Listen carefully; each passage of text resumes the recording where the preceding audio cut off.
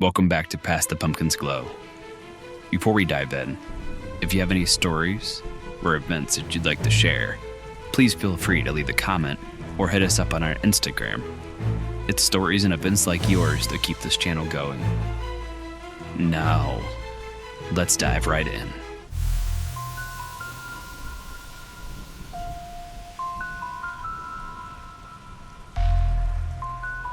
I make it no secret that I grew up in a house with a presence. The man with whom I spent my childhood years was a part of my life.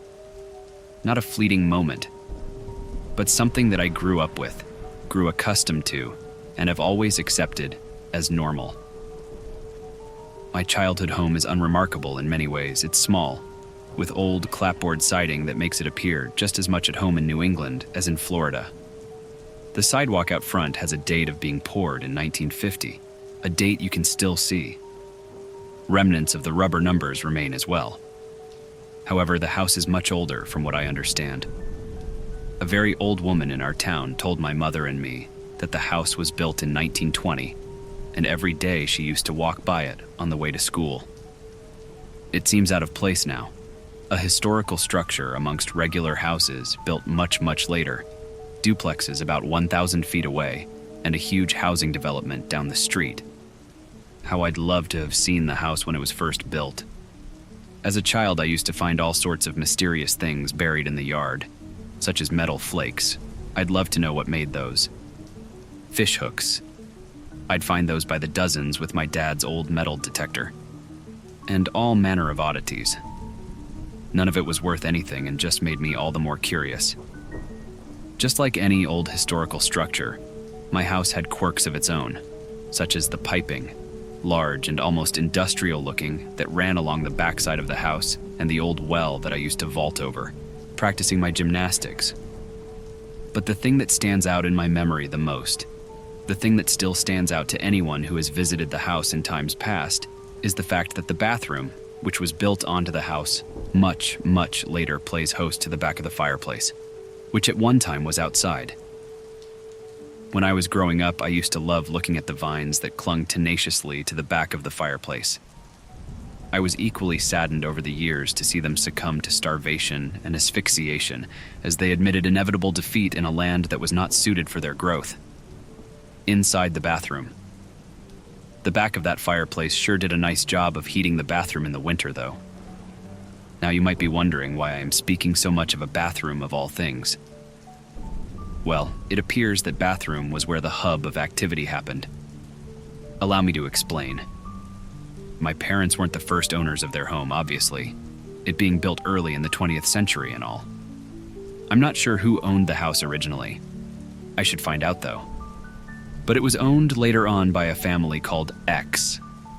I will use X to protect the family's identity, as I am certain there are still some of them left somewhere. And then my parents bought it from them.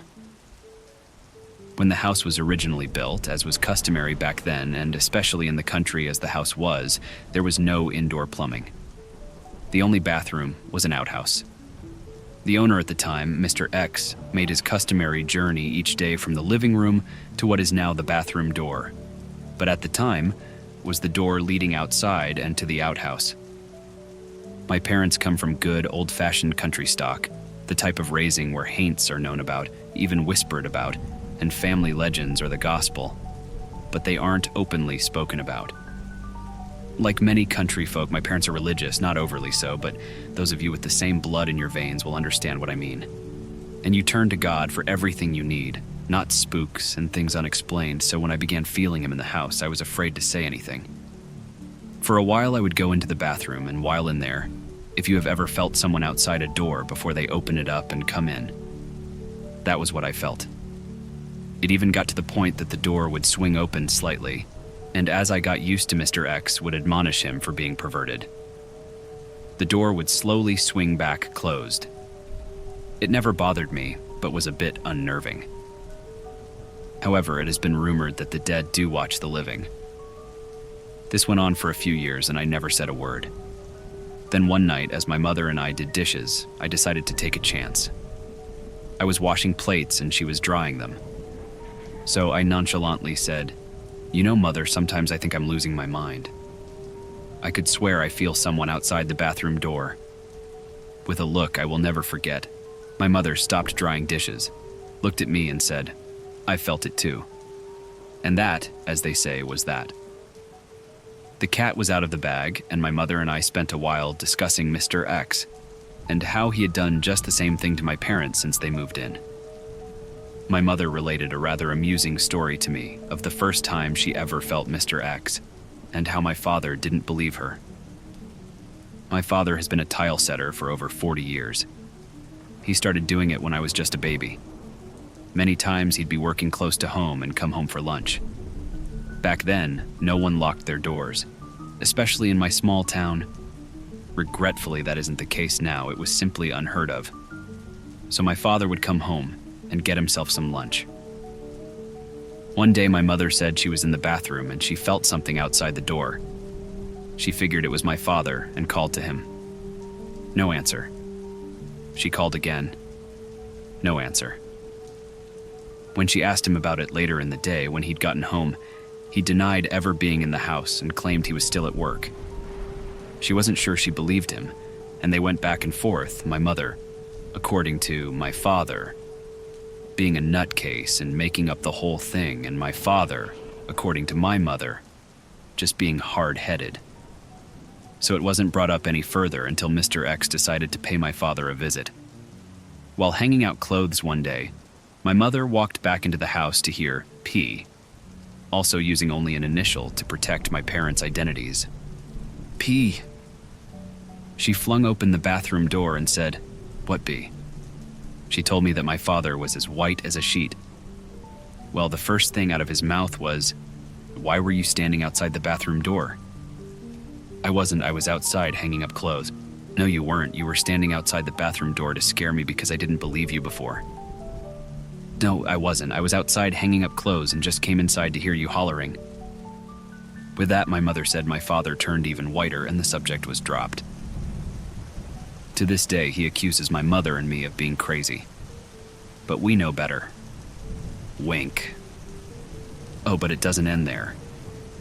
Mr. X let me know his true feelings about my dad building me a new room, too. As my parents added on to our little house, the house that used to be Mr. X's, I guess he got tired of it. From what I understand, he was quite a cantankerous old cuss, and he sure let me know that he did not appreciate us changing his house. I was all excited about my new room and decided to sleep on the floor of it one night. The room was nowhere near done yet, but the closet was done, and the floor was good enough for me to sleep on. So I did. At about 2 a.m. I awoke from a sound sleep in a panic. My heart was pounding and I was terrified out of my mind. All I could do was stare, sick with fear at the closet, its faint light bulb being the only illumination in the room. I tried to go back to sleep, but I was honestly so sick to my stomach and terrified that after lying there a while and staring at that closet, hoping that nothing would come out it, I grabbed my pillow and ran to the living room, spending the rest of the night on the couch. I told my mother about it the next day, and we both agreed that maybe Mr. X wasn't very happy about the changes being made to his house. I guess, though, that he had his say, and that was enough for him, because I never felt him after that day, and I don't think he's ever returned. Every time I visit my parents, I stop and just wait to see if I might feel him. But I never do. But old habits die. Hard, and the first thing I do when I use the bathroom is keep an eye on the door. He was interesting, while we did have him, and one thing is for sure, I'll never forget him. We notice a large portion of you are watching our videos and aren't subscribed. Let's go ahead and change that. After spending weeks in a mental hospital for reasons I'd rather not revisit, I was relieved to finally be back home. I'd stopped by Raising Cane's on the way back, hoping that familiar comfort food would ease me back into normalcy. The house was eerily quiet as I entered, my footsteps echoing on the hardwood floors. I dropped my to-go box under the bed, a habit I'd developed to keep the smell from permeating my room. I then settled in with my phone, ready to drown out the memories of the hospital with mindless movies.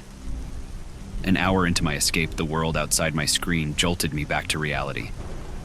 A sharp clatter reverberated through my headphones, sending a chill down my spine. It came from beneath me. My heart raced as I hesitantly glanced down. The AC grate had somehow fallen from its place onto the floor. I froze, the movie still playing, but I couldn't hear anything beyond the thudding of my heartbeat in my ears.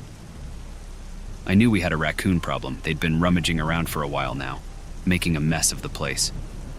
That rational explanation should have calmed me down, but something about this moment felt different. Wrong. Mustering a shaky breath, I turned on my phone's flashlight and aimed it at the vent. Nothing. Just darkness staring back at me. I let out a nervous chuckle, mocking myself for being so jumpy, and hastily reattached the grate. Still unsettled, I decided to set up a trap of sorts. I placed my phone on the floor, camera facing the vent, and hit record. Just in case. With that minor reassurance, I finally drifted off to sleep. The sound that woke me was not subtle. The bang was loud, deliberate. I bolted upright, heart pounding in my chest as I scanned the room, disoriented. The grate had fallen again, and my phone was still recording. Hands trembling, I reached for it, dreading what I might find. I watched the footage, expecting to see the grate simply falling off. But what I saw instead froze my blood. The grate fell, as I expected, but then, just barely visible in the darkness, a hand shot out, pale and thin, snatching my forgotten food from under the bed. Panic surged through me. I jumped out of bed, the room spinning as I turned on my flashlight and aimed it towards the vent. I crouched down, the light trembling in my hand as I peered into the space beneath my bed. And there she was.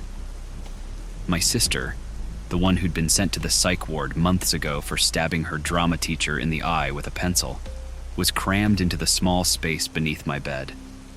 Her eyes were vacant, wide, devoid of any recognition or emotion.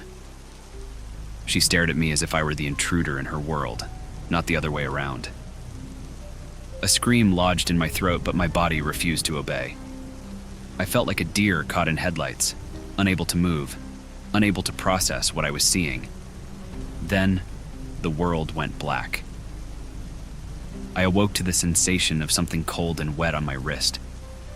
I blinked, trying to clear the haze from my mind. My sister loomed over me, her face inches from mine, a knife gleaming in her hand. The sleeve of her gray hoodie was stained with blood, and as I struggled to understand, I realized it was my blood. She had cut me deep slashes across my wrist, and the pain was finally catching up with me. My heart pounded frantically as I tried to sit up, to push her away, but my body was sluggish, uncooperative. She didn't notice my struggles. She was too absorbed in carving into my thigh, her voice a low, disjointed murmur of nonsense. I wanted to scream, but the sound came out weak, barely a croak. It was enough to catch her attention, though. She looked up, her eyes wild and her hands gripping her hair. The knife fell from her grasp as she let out a piercing scream, shaking her head violently. The sound echoed in my ears, a mix of agony and rage that made my blood run cold. Suddenly, she bolted upright, her movements jerky and uncoordinated, and dashed out of the room. The last thing I remember before passing out again was the sound of her footsteps receding into the hallway, leaving me alone with my blood pooling around me. I never saw her again, and when I was found, I was barely alive, clinging to consciousness. They told me I was lucky to be alive. Lucky? I don't know if that's the word I would use. She's out there somewhere, lost in the world, and every creak, every shadow in the corner of my eye reminds me of the night I came face to face with the sister I once knew. Now a ghost, a specter of madness.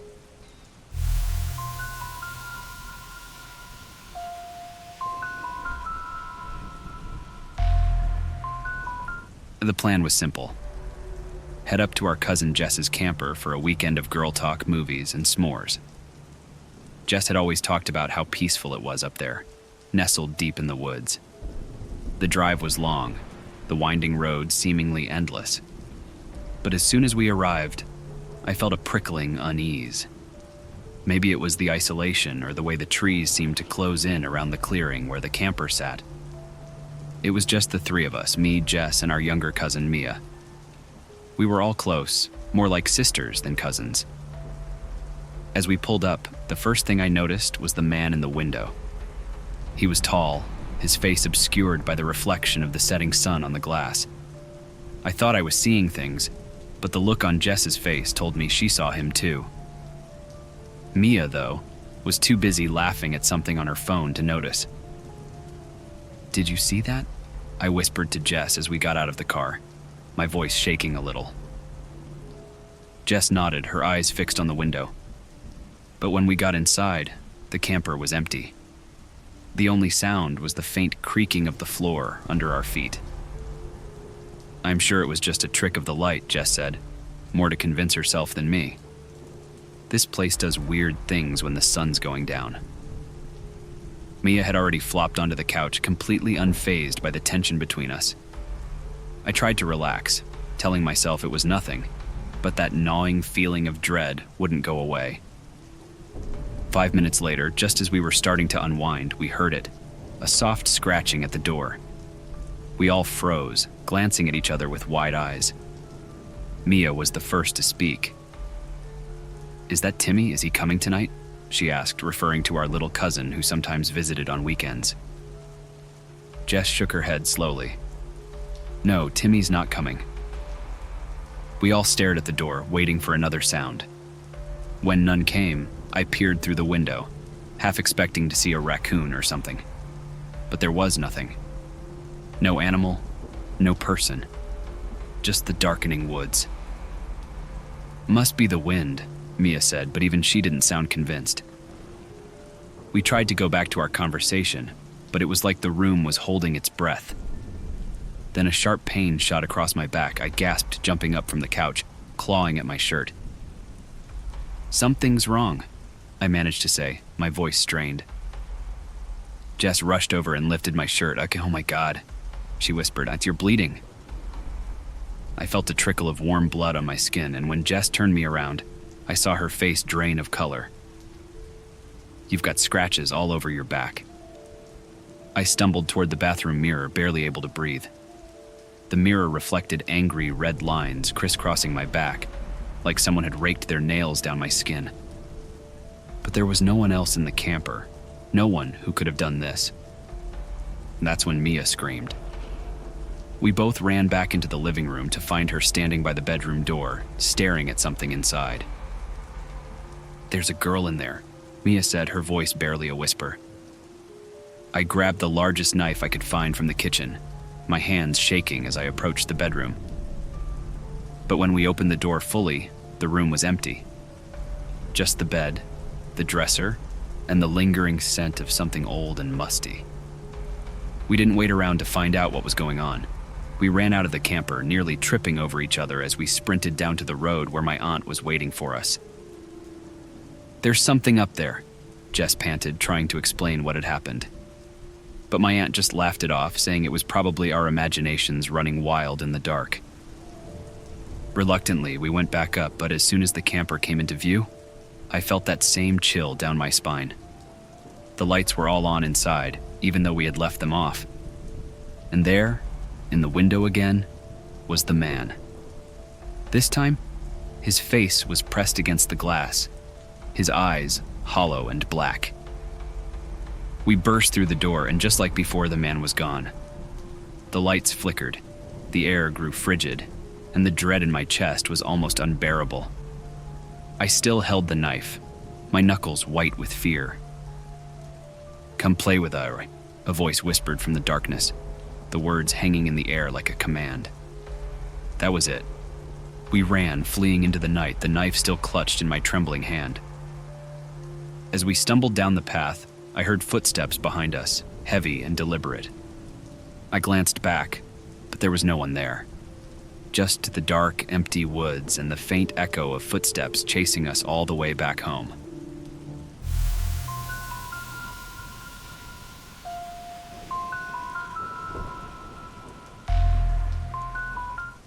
One Friday night, we were hanging out at Mark's place, just me, Jenny, and him, when we got the idea to mess around with a Ouija board.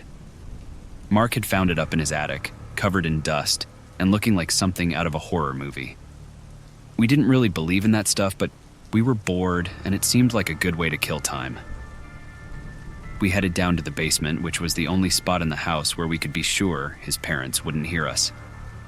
The place was damp and dimly lit, with just a single bulb overhead that flickered every now and then. We spread out the board on the floor and sat in a circle around it. I remember Jenny asking if we should really be doing this, but Mark just laughed it off, saying it was just a game. I wasn't too sure myself, but I went along with it. We all put our fingers on the planchette, that little triangular piece of wood with a glass window in the middle. At first, it was the usual stuff. Mark asked, "Is anyone there?" Nothing happened. We asked again, trying to keep a straight face, but it still didn't move. Then Jenny, who was taking it a bit more seriously, asked, "If there's anyone here, can you give us a sign?" The planchette suddenly slid to yes. We all went quiet, just staring at each other. No one said anything for a moment. "Did one of you move it?" I finally asked, feeling a bit on edge. Mark shook his head, but he had this look on his face like he wasn't sure if we were playing a trick on him. Jenny didn't say anything. She just looked at the board, her eyes wide. Feeling bold, Mark said, "Okay, if you're really here, do something else." For a second, nothing happened, and we started to think it was just nerves or one of us messing around. But then, out of nowhere, the planchette flew off the board and hit Mark right in the stomach. It wasn't like it hurt him or anything, but it was enough to make him jump and drop it. We all just stared at it lying there on the floor. I think that was the moment when it hit us that maybe this wasn't just a game. Mark picked it up and looked at it like he was trying to figure out what the hell just happened. "That was freaky," he said, trying to laugh it off, but I could tell he was shaken. We all were. "Maybe we should stop," Jenny suggested, her voice a little shaky. Mark nodded and put the planchette back on the board. None of us were laughing anymore. We just sat there for a minute, waiting to see if anything else would happen. But the board stayed still and silent, like it was done with us. We decided to call it a night after that. We didn't say much as we left the basement. The whole thing left us feeling uneasy, like we had just stepped into something we didn't fully understand. After that night, we kind of drifted apart. I'm not sure if it was because of what happened, but it definitely changed things. Every now and then, I think back to that night and wonder what really happened. Maybe it was just our imaginations, or maybe we actually stirred something up. Either way, I haven't gone near a Ouija board since, and I don't think I ever will.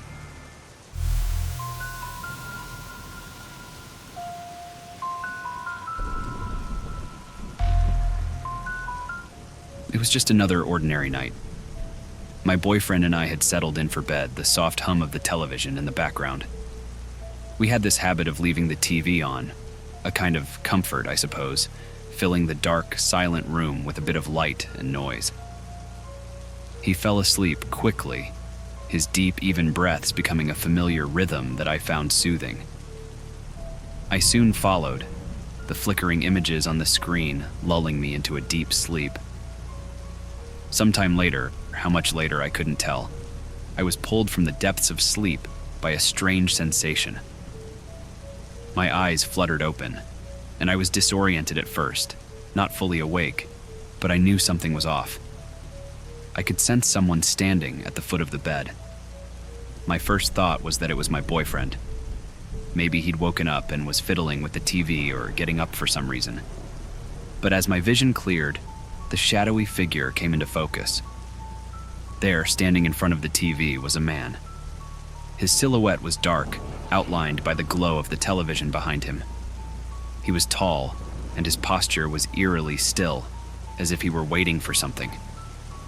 My mind struggled to comprehend what I was seeing, and it wasn't until my eyes adjusted fully that I noticed the details.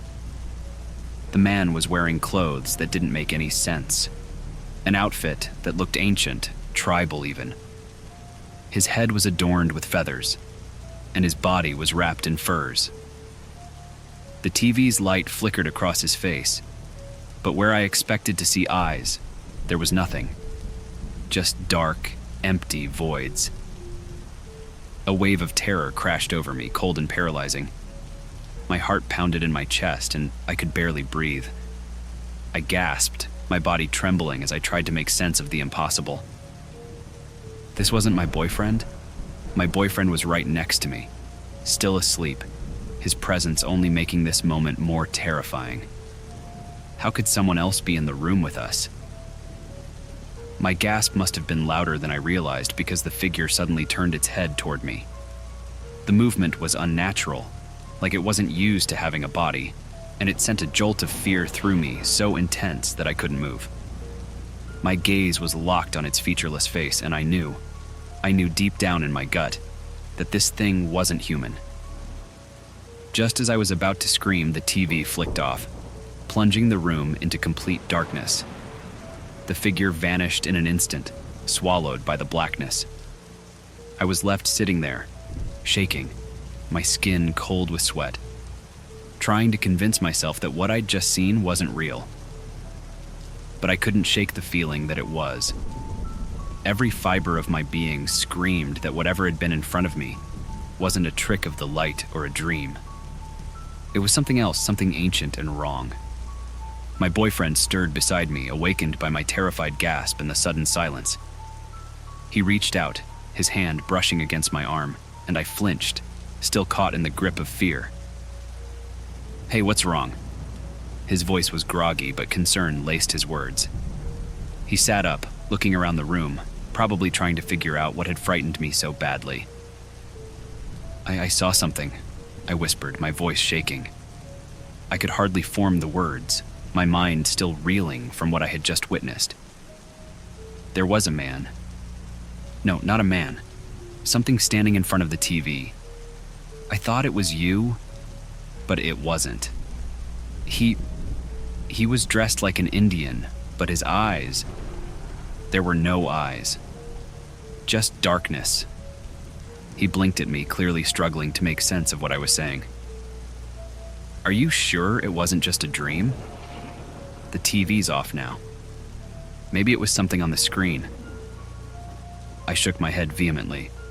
No, it was real. I was awake, I know I was. I saw him standing there, and then the TV turned off, and he just disappeared. The room felt too quiet, too oppressive, as if the air itself was holding its breath, waiting. My boyfriend didn't say anything for a long time, just stared at the dark screen as if expecting it to flicker back to life and reveal something, anything that could explain what had just happened. Finally, he sighed and pulled me close, wrapping his arms around me in a protective embrace.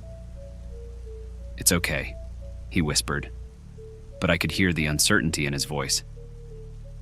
"Maybe it was just a trick of the light. We're both tired. Let's just go back to sleep and we'll talk about it in the morning." But as he settled back down, I couldn't shake the feeling that something had been in that room with us.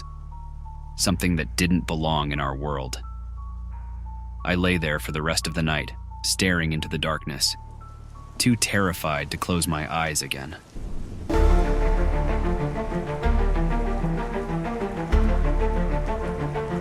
Thanks for watching.